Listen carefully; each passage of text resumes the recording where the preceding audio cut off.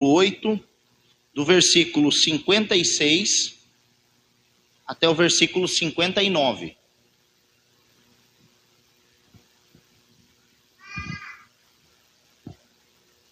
João, capítulo 8, do 56 ao 59. Todos encontraram? Amém? Diz assim então a leitura da palavra de Deus. Abraão, vosso pai, alegrou-se por ver meu dia. Viu-o e regozijou-se.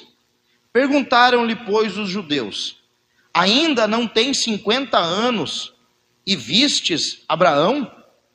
Respondeu-lhe Jesus: em verdade vos digo, antes que Abraão existisse, eu sou. Então pegaram em pedras para atirarem nele, mas Jesus se ocultou e saiu do templo. Mais uma vez o versículo 58. Respondeu-lhes Jesus: em verdade vos digo, antes que Abraão existisse, eu sou. Oremos. Pai bendito e eterno, nós louvamos o teu nome e pedimos, ó Deus, que o Senhor fale conosco nessa noite. Ó Deus, que os irmãos que aqui estão, os que estão assistindo e os que irão assistir essa mensagem, ouçam a minha voz, que sai, ó Deus, da minha boca e chega até os seus ouvidos, mas que do ouvido ao coração venha ser o Senhor, ó Pai, o professor. Espírito Santo, fala conosco, no nome de Jesus, amém. Hoje eu quero conversar com os irmãos um pouquinho sobre os 7 eu sou de Jesus Cristo. Os 7 eu sou de Jesus. 7 ocasiões que Jesus Cristo, ele se apropria desse nome particular de Deus e ele diz, eu sou. Nós vamos, no decorrer dos próximos domingos, estudar com calma cada um dessas palavras de Jesus. Cada vez que Jesus falou.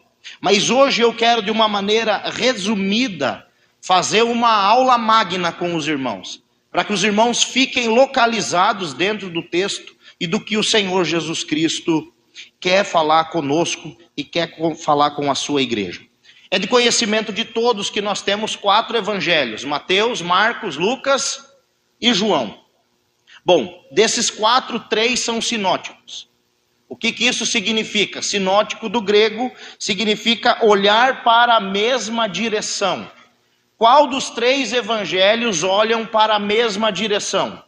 Mateus, Marcos e Lucas. Se você parar e prestar atenção, você vai ver que o mais diferente de todos os 4 evangelhos é o evangelho de João. Por isso ele não é um evangelho sinótico. Mateus, Marcos e Lucas, apesar, é óbvio, de existirem aí alguma diferença entre um e outro, algum detalhezinho entre um e outro, geralmente eles apresentam as mesmas coisas. O nascimento de Jesus, a vida de Jesus e a obra do Senhor Jesus Cristo. Mas João, ele vai pular muitos detalhes. João não vai colocar em ordem cronológica os milagres de Jesus. Ele só vai citar o primeiro milagre de Jesus, que é quando Jesus transforma água em vinho no casamento em Caná da Galileia. E depois, João, ele vai tecer o seu evangelho de uma maneira fenomenal. João, ele escolhe 7 sinais, ou seja, 7 milagres, para comprovar que Jesus Cristo é verdadeiramente Deus, e também escolhe 7 afirmações de Jesus Cristo dizendo, eu sou, para comprovar que Jesus Cristo é verdadeiramente o Filho de Deus. Mateus escreveu para os judeus, por isso, no Evangelho de Mateus, há mais referências do Antigo Testamento. Marcos foi o primeiro evangelho a ser escrito e escreveu para os romanos, e Marcos vai apresentar Jesus como aquele servo que vem e executa a obra do Senhor Jesus. Lucas escreveu para os gregos e o intuito de Lucas era apresentar Jesus como o homem perfeito. E João vem então pensando fora da caixa e ele quer apresentar essa união hipostática. Jesus Cristo é 100% homem, nascido da Virgem Maria, mas ao mesmo tempo ele é 100% Deus. Ao passo que Jesus está como convidado em um casamento, Jesus dá ordem para aquela água que se transforma em vinho. Jesus é Deus. Esse é o propósito do Evangelho de João. Esse é o propósito do Evangelho de João. E ele deixa bem claro o seu propósito quando ele escreve lá no capítulo 20, versículo 31, do porquê que ele escolheu esses milagres e essas afirmações. João diz assim: estes, porém, foram registrados para que vocês creiam que Jesus é o Cristo, o Filho de Deus, e para que, crendo, tenham vida em seu nome. Então João diz: eu escolhi esses milagres e eu registrei esses milagres. Jesus fez muito mais do que isso. João chega a dar até uma exagerada, João chega até a usar aí uma hipérbole. Ele diz: olha, não faltaria um papel no mundo para escrever todos os milagres. Parafraseando, foi isso que ele disse. Mas eu escolhi estes 7 a dedo para mostrar que Jesus Cristo é o verdadeiro Filho de Deus. Bom, dito isso, nós precisamos nos localizar agora dentro do contexto. O que é que está acontecendo ali? Jesus está no templo. Ele tinha acabado de realizar milagres e curas. E nessa ocasião em específico, mais uma vez afrontados pelos líderes religiosos da época, Jesus vai ter que defender a sua missão e a sua autoridade. E esses homens vão argumentar pegando o patriarca Abraão, dizendo, parafraseando: quem é você comparado ao patriarca? E aí a gente vai chegar nessa afirmação do Senhor Jesus Cristo. Mas por que é que aqueles homens estavam fazendo isso? Bom, aqueles fariseus, eles não conseguiam admitir que estavam presos aos seus pecados. E Jesus afrontava o pecado. Jesus expunha o pecado. E aqueles homens não queriam admitir que estavam presos ao pecado. Esse é o contexto do capítulo 8. E por serem descendentes de Abraão, eles confiavam na sua genealogia. Por serem quem eram, eles diziam: não, quem é você para falar isso de nós?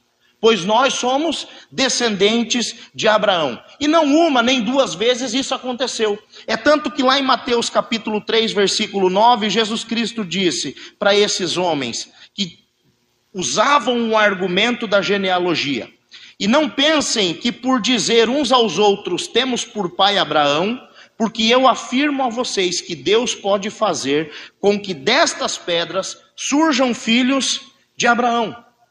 Mais uma vez agora, aqueles homens estão usando a genealogia. E aí, Jesus Cristo vem, e o apóstolo João também, e inicia o seu livro, inicia o seu evangelho, dizendo algo maravilhoso.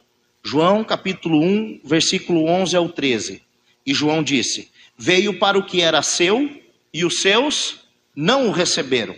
Mas a todos quanto o receberam, deu-lhes o poder de serem feitos filhos de Deus, a saber, aos que creem no seu nome, os quais não nasceram do sangue, nem da vontade da carne, nem da vontade do homem, mas de Deus. Mas de Deus. Jesus não estava preocupado com a genealogia deles. Jesus estava preocupado com, digamos assim, a genealogia espiritual deles. Mas aqueles homens estavam pegos a isso. E eu afirmo a vocês, irmãos, que Deus não está interessado na ancestralidade física que você tem. Deus não está preocupado com o seu sobrenome. Se ele é bonito, difícil de pronunciar, ou não. Se ele é um sobrenome simples. Deus está interessado na sua descendência espiritual. Nós estamos vivendo um tempo onde as pessoas têm governado as igrejas com uma certa hierarquia, né? Eu sou filho do Beltrano, que é filho do fulano, e por consequência o cajado vai ser passado para minha mão. Eu quero dizer, meus queridos irmãos, que no céu ninguém vai poder lá chegar e dizer: olha, eu lá embaixo era filho de pastor, neto de pastor, bisneto de pastor. Se o teu nome não estiver escrito no livro da vida, meu querido, você não entra. Você não entra. Não importa quão bons foram os seus ancestrais. Não importa quão bom possam ter sido os teus parentes. Quão bom possa ter sido a sua família. Se você na sua caminhada está caminhando em desobediência, saiba que Deus vai castigar você e não eles. O profeta disse que o filho não pode pagar pelo pecado do pai, nem tampouco o pai vai ser culpado pelo pecado do filho. Mas ao contrário disso também é verdade, da mesma forma não importa quão maus têm sido seus ancestrais, não importa quão terríveis foram os crimes que eles cometeram no passado, isso não está imputado sobre você. Deus tem algo específico para você. Deus tem um plano particular para cada pessoa que é renascida do Espírito Santo, que nasceu de novo, que anda nos caminhos de Deus, que obedece a sua palavra. Ou seja, você não vai para o céu porque os seus parentes obedeciam a Deus. Mas você também não vai para o inferno porque os seus parentes desobedeciam a Deus. Você vai para o céu porque você obedece ao Senhor. E quem for para o inferno, vai para o inferno porque desobedece o Senhor. Essa é a máxima que nós encontramos. Aqueles fariseus, e por isso eu digo, aqueles fariseus que estavam afrontando Jesus, acreditavam ser filhos de Deus. Eles acreditavam nisso, e por causa da sua genealogia. Não por outra obra, mas sim porque eles eram exclusivamente descendentes de Abraão. Contudo, Jesus vai deixar claro que aqueles homens eram, na verdade, filhos do diabo. Prestou atenção? No contexto, esses homens estão debatendo com Jesus, e eles vão expressar sentimentos, e eles vão usar argumentos, e eles vão dizer: nós somos descendentes de Abraão, nós somos filhos de Deus. E Jesus, no versículo 44, diz assim: vocês são do diabo, que é o pai de vocês, e querem satisfazer os desejos dele. Ele foi assassino desde o princípio e jamais se firmou na verdade, porque nele não há verdade. Quando ele profere mentira, fala do que lhe é próprio, porque é mentiroso e pai da mentira. Aqueles homens, eles negavam a verdade. Quem é a verdade? Jesus. Ele é a verdade. Aqueles homens negavam o amor, e Cristo escancara isso, porque o coração deles estava cheio de ódio e desejo de matar Jesus. Versículo 37 é a prova disso. E Jesus diz: porque a minha palavra não está em vocês, vocês querem me matar. E a todo momento aqueles homens querem matar Jesus, e no final da discussão eles pegam em pedras para matá-lo. O coração daqueles homens estava cheio de mentira e do desejo de matar o Senhor Jesus Cristo. E muitos hoje no nosso mundo, não digo cristãos, mas muitos hoje no nosso mundo estão como aqueles fariseus. Querem a todo custo destruir a obra de Cristo. Querem a todo custo diminuir a obra de Cristo. Querem a todo custo denegrir a imagem de Cristo e acabar com aquilo que Cristo fez. As pessoas estão interessadas em ignorar, em desprezar, em zombar, em maltratar aqueles que são seguidores de Cristo. Esses homens podem não ter a covardia, porque isso não é coragem ainda, de tirar a vida de um seguidor de Cristo, mas nós estamos caminhando para este fim. Nós estamos caminhando para este fim. Parece que isso é uma loucura quando nós, ocidentais, aqui estamos no bem bom, com igrejas abertas, com liberdade de culto, podendo sair com a Bíblia do tamanho que for, com liberdade religiosa. Mas existem países no mundo que homens e mulheres morrem, são mortos, porque são crentes, porque confessam o Senhor Jesus Cristo como seu único e suficiente Salvador. Então nós não podemos negar que essas pessoas que vivem com o coração cheio de mentira e cheio de ódio, eles são verdadeiros filhos do diabo. São filhos do diabo. Diante da repreensão de Jesus Cristo, aqueles fariseus olharam para Jesus e com razão disseram: mas o Senhor não tem nem 50 anos. Como é que você viu Abraão? Você é novo. Versículo 57. E Jesus Cristo, então, no versículo 58, responde: em verdade lhes digo, que antes que Abraão existisse, eu sou. E aqui, meus irmãos, foi aonde o ódio se acendeu. Porque nós conhecemos e sabemos que Deus, no decorrer da história, Ele é o único Deus, o único e verdadeiro Deus. Mas em situações diferentes, Ele se apresenta com nomes diferentes. Adonai, o Senhor. El Shaddai, o Deus Todo-Poderoso. El Elyon, o Deus Altíssimo. Jeová Shalom, o Senhor é a paz. Jeová Shammah, Deus está aqui. Jeová Tsidkenu, Senhor, justiça nossa. Jeová Nissi, o Senhor é a minha bandeira. Jeová Rafá, é o Senhor quem sara, é o Senhor quem cura. Jeová Jireh, Deus proverá, é o Senhor da provisão. Mas existe um nome em específico que os judeus, com tanta reverência, nem copiavam. Certa vez eu li um artigo do historiador Flávio Joséfo, que foi historiador aí do primeiro século. Ele era um judeu e mudou de nome para conseguir escrever no Império Romano. E ele disse que toda vez que um judeu, que um escriba escrevia o nome de Deus, aquela pena era queimada, ou tinha uma pena exclusiva para escrever o nome de Deus, e não escrevia mais nada com ela, ou toda vez que se escrevia o nome de Deus, aquela pena era descartada. Quanto mais se apropriar desse nome, e Jesus Cristo, para comprovar a sua divindade, ele usa hoje o que nós conhecemos como tetragramaton, as 4 possíveis letras do nome de Deus, YHWH, e se apresenta dizendo: eu sou, com o mesmo nome que Deus se apresentou para Moisés lá no deserto, em Êxodo capítulo 3, versículo 14. Diga ao povo que o eu sou me enviou. Diga ao povo que o eu sou me enviou. E essa referência, então, meus queridos irmãos, é uma referência clara à eterna pré-existência de Jesus. É Jesus olhando para aqueles homens dizendo: eu não tenho ainda 50 anos e já conheço Abraão, porque eu sou desde o princípio. Antes que Abraão existisse, eu sou Deus.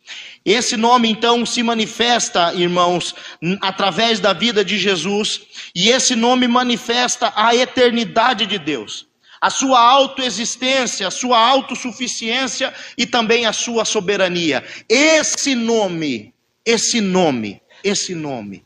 é o atributo natural de Deus. Só Deus possui, só Deus tem. É como se perguntassem: quem é você? Ou quem é o Senhor? E Jesus respondesse: prazer, eu sou. Prazer, eu sou Deus. Quem é Jesus? E ele responde: eu sou. E eu quero, nos minutos que eu tenho, agora apresentar esses 7 eu sou de Jesus Cristo para você. E eu tenho certeza que ele vai falar contigo. O primeiro deles está lá em João 6, versículo 35.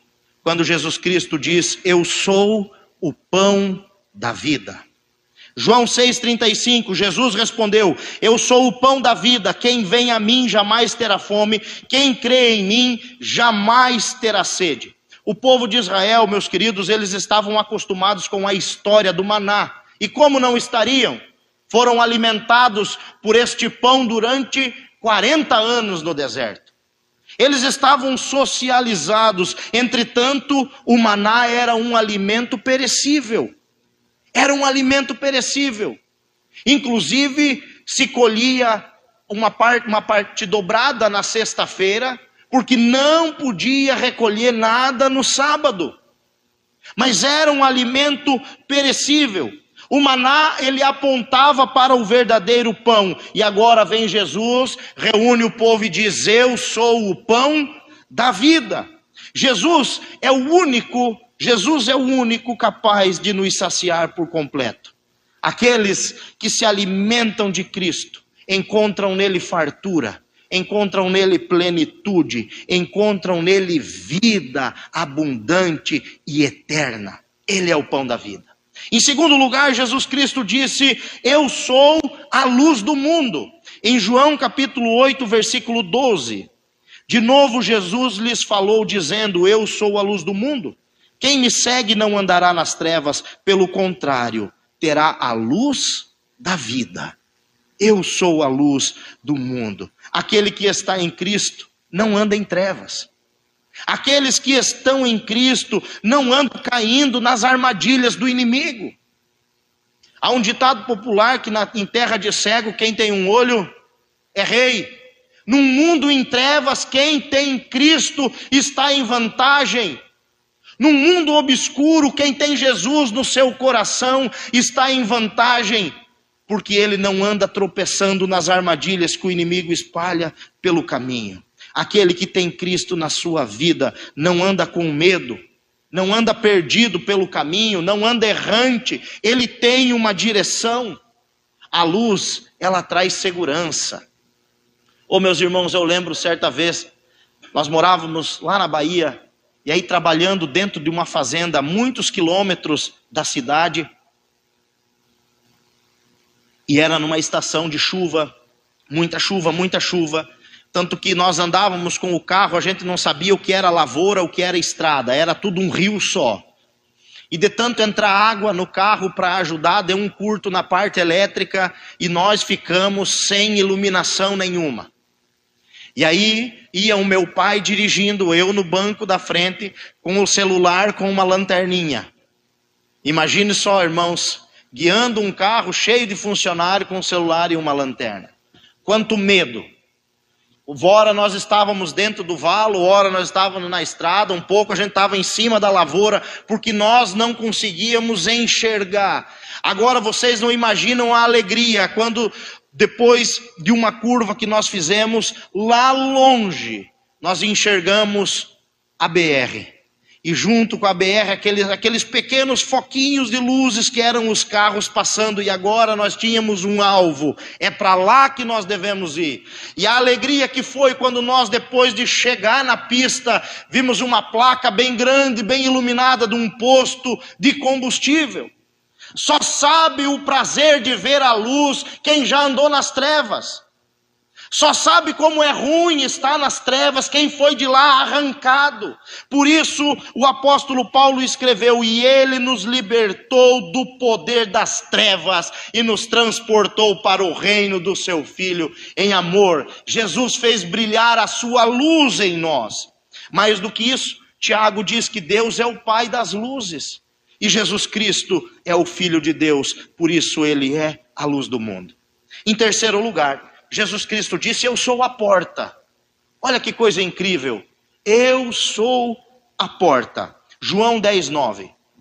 Eu sou a porta. Se alguém entrar por mim, será salvo. Entrará e sairá e achará pastagem. Que porta é essa que é Jesus? Que porta é essa que é Jesus? É a porta da salvação. Ele diz: quem entrar por mim será salvo. João 10:9. Se alguém entrar por mim, será salvo. Meus irmãos, no início do Evangelho, os missionários, primeiros missionários que foram evangelizar uma região inóspita da Rússia, era uma região que para chegar num vilarejo tinham muitos lobos, muito ataque de feras, e muitos missionários morreram nesse caminho. E com muito custo conseguiram construir uma cabana. E aquela cabana ficava na metade do caminho. Só tinha uma regra: a porta não poderia ser trancada. Porque aqueles homens, a fugir das feras, se deparavam com um refúgio com uma porta aberta, com uma porta sem tranca, e eles podiam entrar ali e se refugiar daquelas feras.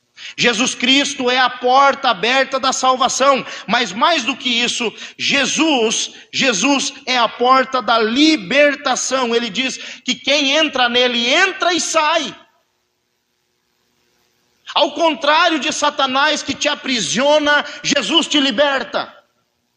Ao contrário de Satanás que aprisiona com esses falsos prazeres do mundo, Cristo quebra as algemas, despedaça os grilhões, Cristo nos arranca da prisão, Ele nos liberta. Quem encontra Cristo encontra liberdade. Conhecereis a verdade e a verdade vos libertará. João 8, versículo 32. Mas mais do que isso, Jesus é a porta da provisão e diz o texto, entrará e achará pastagem. Quem entra por mim, encontra salvação, encontra liberdade e encontra provisão. Eu sou a porta. Não existe outra entrada no céu a não ser Jesus Cristo. Ele é a porta estreita. Jesus é a porta estreita. Quarto lugar, Jesus Cristo disse, eu sou o bom pastor. Que magnífico. Ainda no capítulo 10, versículo 11, eu sou o bom pastor e o bom pastor dá a vida pelas ovelhas. O apóstolo Pedro, eu acredito que ele teve também essa iluminação e o apóstolo Pedro disse, Jesus Cristo é o supremo pastor.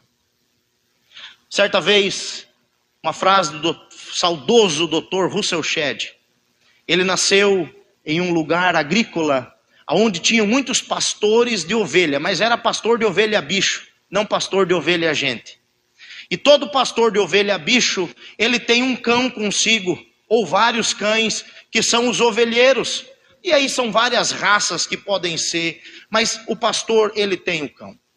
E certa feita, o Dr. Russell Shedd, no seminário em São Paulo, ele olhou para aquela turma cheia de seminaristas e disse assim, o dia que vocês ficarem com o ego inflado, lembrem que só existe um pastor.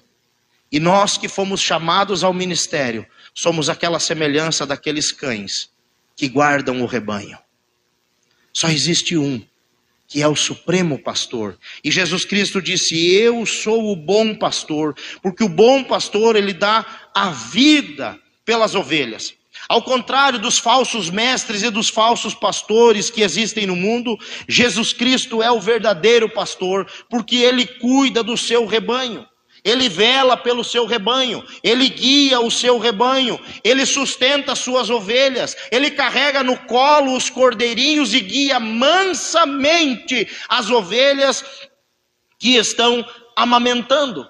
Isaías capítulo 40, versículo 11, como pastor, ele apacentará o rebanho, entre os seus braços recolherá os cordeirinhos e os carregará no colo, as que amamentam, ele guiará mansamente. Olha o cuidado que Jesus tem com o seu povo.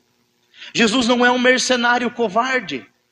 Jesus não teme nada. João 10, versículo 12. O mercenário que não é pastor, a quem não pertencem as ovelhas, vê o lobo chegando, abandona as ovelhas e foge. Então o lobo as arrebata e dispersa. O mercenário foge porque é mercenário e não se importa com as ovelhas. Mas Jesus não é mercenário. Jesus é o bom pastor. Jesus não teme o lobo. Muito pelo contrário, ele põe os lobos para correr. Jesus não temeu a cruz. Jesus não temeu o maior inimigo. Jesus se manteve firme, protegeu o seu rebanho. Em quinto lugar, ele disse, eu sou a ressurreição e a vida. Eu sou a ressurreição e a vida. João 11, 25. Então Jesus declarou, eu sou a ressurreição e a vida. Quem crê em mim, ainda que morra, viverá. Esse é o quinto eu sou de Jesus. Oh, meus irmãos, o maior medo de todo homem, de todo ser humano, é a morte. É a morte de um ente querido, é a nossa própria morte. Você pode dizer, eu não tenho medo da morte, até você passar pertinho dela ou ela passar perto de você. A hora que a ânsia da morte chega, irmãos, que você tenta puxar o fôlego e você não consegue respirar, que você vê que não tem mais salvação, é um momento aterrorizante, e esse é um pavor, o maior inimigo. Podemos dizer que é o inimigo de todos os homens, mas Jesus Cristo é campeão sobre a morte. Jesus Cristo matou a morte. Jesus Cristo entrou nas entranhas da morte e a venceu. Ele desceu até a sepultura, as partes inferiores da terra, e diz o texto que ele subiu e distribuiu dons aos homens. Quem é aquele que subiu, senão aquele que desceu? Ele morreu, mas ele também ressuscitou. Jesus Cristo venceu o último inimigo, o maior e mais terrível inimigo de toda a humanidade. A morte reinou em absoluto até Cristo. Até Cristo. Mas Cristo tem nas mãos a chave da morte e do inferno. A chave da morte e do inferno. Por isso hoje, meus irmãos, a palavra final não é mais a da morte. A palavra final é de Cristo. E nós podemos dizer: onde está, ó morte, a sua vitória? Onde está, ó morte, o seu aguilhão? O aguilhão da morte é o pecado e a força do pecado é a lei. Graças a Deus que nos dá a vitória por meio do nosso Senhor e Salvador, Jesus Cristo. Aonde está, ó morte? Ela foi vencida. Pastor, então não morremos mais? É óbvio que morremos, mas não permanecemos lá. A partir do momento que um santo tomba aqui nessa terra e fecha os olhos aqui, imediatamente ele está com Deus. Imediatamente Cristo prometeu isso, dizendo: hoje mesmo tu estarás comigo no paraíso. E quando ele vier pela segunda vez, diz o texto santo, que aqueles que estiverem vivos, o apóstolo Paulo diz: nós, os que estivermos vivos, não precederemos os que dormem. Nós não vamos passar na frente de ninguém. Ele vai dar a honra de ressuscitar todo o seu povo primeiro, antes de transformar a sua igreja. Em sexto lugar, ele disse: eu sou o caminho, a verdade e a vida. João 14:6. Jesus respondeu: eu sou o caminho, a verdade e a vida, ninguém vem ao Pai senão por mim. Oh, meus irmãos, o mundo é um lugar confuso. O mundo é um lugar complicado e desorientado. As pessoas já não sabem mais quem são. Não sabem mais. As pessoas não sabem mais o que elas querem. Nós viemos de uma geração que sabia o que queria, sabia quem era. Homem é homem, mulher é mulher, e hoje está tudo confuso. Ninguém mais sabe o que quer, quando quer, como quer. O mundo tornou-se um e desorientado. As pessoas não sabem mais do que elas gostam, o que elas não gostam, elas não têm opinião. Mudam constantemente, não sabem o que querem, nem aonde querem chegar. Elas não sabem, estão confusas. A desinformação, mentira, caos, medo, confusão mental, esse frenesi tem deixado os nossos jovens doentes. E nós estamos vivendo uma geração de perdidos. E eu não falo só espiritualmente, mas de pessoas que não sabem onde querem chegar. Não conseguem resolver os seus próprios problemas, porque o mundo virou uma loucura total e absoluta. Existe uma pluralidade, meus queridos irmãos, de caminhos, mas todos os caminhos são nocivos. Existe aí uma pluralidade de pensamentos, a verdade tornou-se relativa. Cada um tem a sua verdade. Cada um olha de um ponto e julga aquilo, apesar de como ele pensa que deve ser.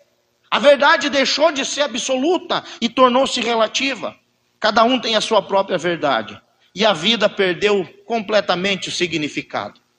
A ponto da vida de um animal ser mais preciosa que uma vida humana. A ponto da vida de um animal ser mais preciosa do que uma vida humana. A vida perdeu completamente o significado. Agora, em um mundo plural, Cristo continua sendo singular. Em um mundo plural, ele não diz existem vários caminhos, ele diz eu sou o caminho. Eu sou a verdade e eu sou a vida. Não existe pluralidade em Cristo. Cristo continua sendo singular. Em um mundo desorientado, Cristo continua sendo simples. E ele diz: eu sou o caminho. Você está perdido? Jesus é o caminho. Em um mundo complicado, Cristo simplifica todas as coisas ao se colocar no centro. E ele diz: eu sou o caminho que você deve trilhar. Eu sou a verdade que você precisa acreditar. E eu sou a vida que você precisa viver. Eu sou.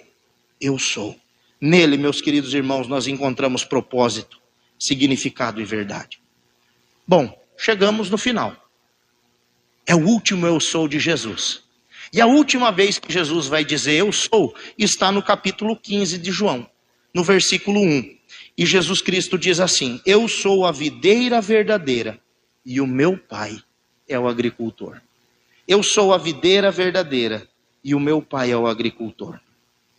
Se Jesus Cristo disse que ele é a videira verdadeira, podemos entender que existem outras videiras falsas por aí, sim ou não? Cuidado aonde você está conectado, em quem você está ligado. Quem estiver ligado na videira verdadeira, produzirá bons frutos. Quem não estiver ligado a essa videira, será cortado e lançado fora. Nenhum ramo que esteja genuinamente unido a Cristo, que extrai de Cristo a sua nutrição, pode ser totalmente infrutífero. Se você está em Cristo, você é uma nova criatura e você produz bons frutos. É óbvio que você pode produzir a 30, a 60, a 70, a 100. A produção é contigo. Mas você precisa produzir. Quem está em Jesus Cristo, se alimentando dele, precisa produzir frutos. Os ramos que pertencem a Cristo e produzem frutos, devem passar também pela purificação, disse Jesus. Eu sou a videira verdadeira, o meu Pai é o agricultor. O que o agricultor faz? Isso aqui é tudo de plástico. Mas ele vem e arranca aquela folhinha que está seca. Ele vem e poda aquele galinho que não produz. Ele limpa a planta. Para que ele faz isso? Para que ela produza mais. Para que não haja desperdício de seiva, de recurso. Qual é a tesoura que o agricultor usa? Versículo 3, Jesus disse: vocês já estão purificados pela palavra. É a palavra que vai podar você. É a palavra que vai cortar alguns comportamentos na sua vida. É a palavra que vai moldar o seu caráter. É através da palavra. Então, se você, meu querido irmão, serve a um Deus que não te confronta, a um Deus que não te afronta, a um Deus que concorda com tudo que você faz, desculpa, mas você transformou o seu ego no seu Deus. Não é o Deus da Bíblia. Porque todas as vezes que você abre a Bíblia, Deus vem com a tesourinha dele e nos poda, e arranca uma folhinha, e apara uma aresta, e vai fazendo alguma coisinha na nossa vida, porque a boa obra que ele começou, ele aperfeiçoará até a vinda do seu Filho Jesus Cristo. Jesus vai usar essa expressão de que ele é a videira. E aí ele diz o seguinte no versículo 4: permaneçam em mim, e eu permanecerei em vocês. Como o ramo não pode produzir fruto de si mesmo se não permanecer na videira, assim vocês não podem dar fruto se não permanecerem em mim. Aos desigrejados eu digo: voltem para Jesus. Voltem para a igreja. Sozinho você é estéril. Sozinho você não produz nada. Sozinho você não é ninguém. Sozinho você seca e será cortado e lançado fora. Sem Jesus nós não podemos fazer nada. É impossível produzir qualquer fruto de arrependimento ou fruto do Espírito Santo se não estivermos ligados. É impossível. É impossível. Eu sou a videira, versículo 5. Vocês são os ramos. Quem permanece em mim e eu nele, esse dá muito fruto. Porque sem mim vocês não podem fazer nada. sem mim, vocês não podem fazer nada. Oh, meus queridos irmãos, eu tenho dó de quem confia no seu próprio braço, no seu próprio talento. Só passa vergonha e fiasco. Só passa vergonha e fiasco. Se você depende de Deus, meu irmão, você pode não ser o melhor pregador, mas as suas palavras vão fazer sentido. Você pode não ser o melhor tocador, mas quando você tocar, as pessoas vão sentir a presença. Você pode não ter a voz mais bonita, ou ser o mais afinado, mas quando você adorar a Deus, as pessoas vão se emocionar. Porque sem Jesus, nós não conseguimos fazer nada. Mas se você confia no seu braço, quero dizer para você hoje, você é uma videira seca, ramo seco, se conserta, porque senão Deus vai cortar você da videira. É isso que ele fala no versículo 6. Se alguém não permanece em mim, será lançado fora, à semelhança do ramo, e secará, e o apanham, e lançam-o no fogo para queimar. É triste o final. Oh, meus irmãos, nós temos a vida, porque nós estamos ligados na videira que é Jesus Cristo. Ele é a seiva que nos alimenta, que une a igreja, que fortalece os grupos. E qual é o objetivo de tudo isso? Que nós venhamos produzir frutos. Nós venhamos produzir frutos. Bom, qual é a conclusão de tudo isso? Em primeiro lugar, para você que está insatisfeito com a vida, para você talvez que está aqui nessa noite e já provou de tudo. Talvez você veio aqui falando, eu já comi o pão que o diabo amassou. Tem um pão para você. Não é o pão que o diabo amassou, mas é o pão vivo que desceu do céu. Quem sabe você tem se alimentado das migalhas que o diabo oferece, dizendo isso é fartura. Você não precisa se alimentar dessas migalhas. Há um pão vivo que desceu do céu, um alimento que não é perecível. E para você, Jesus se apresenta hoje dizendo, eu sou o pão vivo que desceu do céu. Eu posso te alimentar, eu posso te saciar hoje e eternamente. Mas talvez, para você que anda aí assustado e com medo, vivendo em escuridão, aterrorizado diante do pavor noturno, Jesus se apresenta e diz, prazer, eu sou a luz do mundo. Você não precisa mais andar em trevas. Você não precisa mais ficar atemorizado. Eu sou a luz do mundo. Mas existem aqueles também que estão decepcionados, pois já bateram em tantas portas. E talvez você é um desse. Ou talvez já bateram tantas portas na sua cara. Pastor, eu não sei mais o que fazer. Já fecharam as portas para mim, não tem mais solução. E Jesus Cristo para você se apresenta hoje e diz, prazer, eu sou a porta. Eu sou a porta, somente em mim você vai encontrar salvação, libertação e provisão. Em quarto lugar, talvez, para você que se sente desprotegido, vulnerável, para você que anda com medo, assustado, tem medo de ficar sozinho, não se dá bem quando está acompanhado, é uma pessoa que está sempre pensando em coisas ruins, você parece uma ovelha perdida no meio de lobos, o sentimento de opressão te acompanha. Hoje Jesus se apresenta para você e diz, prazer, eu sou o bom pastor. Eu não sou mercenário, eu não fujo quando vejo o lobo, mas eu coloco o lobo para correr. Eu não temo a morte, eu dou a minha vida pelas minhas ovelhas. Jesus está dizendo, não tema, eu estou com você, eu sou o bom pastor.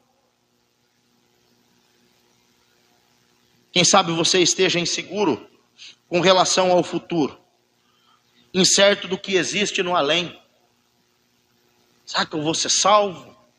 Será que existe vida após a morte?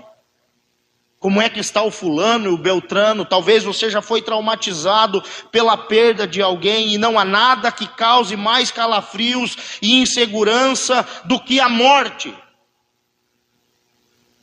Para você, Jesus se apresenta hoje à noite e diz, eu sou a ressurreição e a vida. Eu sou a ressurreição e a vida. Quem crê em mim não morrerá eternamente. Quem crê em mim viverá. Quem crê em mim viverá. Ô meu irmão, a morte não tem a última palavra. A morte não é absoluta.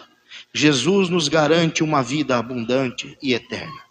Em sexto lugar, para você que está confuso, perdido aí no meio de tanta desinformação, você não sabe se sabe, você não sabe se não sabe, você não sabe se sobe, não sabe se desce, se vai para a direita ou para a esquerda, se continua indo para onde você está indo, ou se dá meia volta e volta, você está perdido. Para você, Jesus diz: eu sou o caminho, a verdade e a vida. Se você está perdido, é só você vir para mim, é só você me seguir. Mas em último lugar, para todos nós, para todos os salvos, para todos aqueles que estão na videira, Jesus Cristo diz: eu sou a videira verdadeira e o meu Pai é o agricultor. Essa é a palavra final para a igreja. Permaneçam em mim e eu permanecerei em vocês. Permaneçam em mim e eu vou permanecer em vocês. Versículo 5, João 15:5, eu sou a videira, vocês são os ramos. Quem permanece em mim e eu nele, esse dá muito fruto, porque sem mim nada podeis fazer. Sem mim, sem Jesus, nós não vamos chegar a lugar algum. Permaneça em Jesus. Não fique prostrado ao chão. Você é um ramo precioso. O apóstolo Paulo diz que nós éramos oliveira brava e fomos enxertados nessa oliveira. Oh, meu querido irmão, minha querida irmã, permaneça em Jesus até o fim. Feche seus olhos, eu quero orar pela sua vida. Senhor Deus e Pai, eu te agradeço por esse dia.